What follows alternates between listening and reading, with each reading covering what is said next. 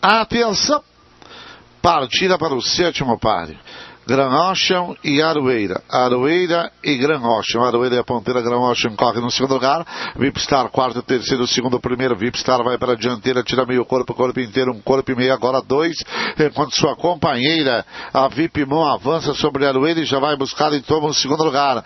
Depois aparece a Dica Quente lá pelo lado de fora. Grand Ocean vai logo depois. Último é Fúria, penúltimo Tina Pfeiffer.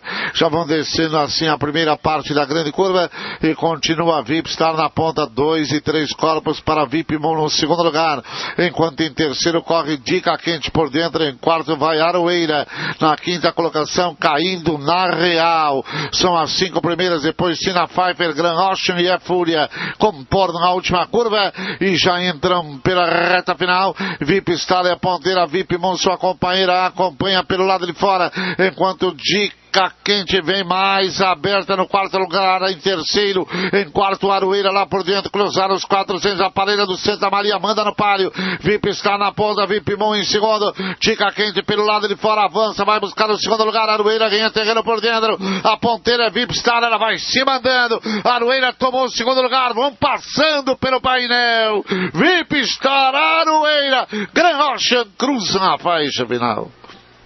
Vitória de Vipstar.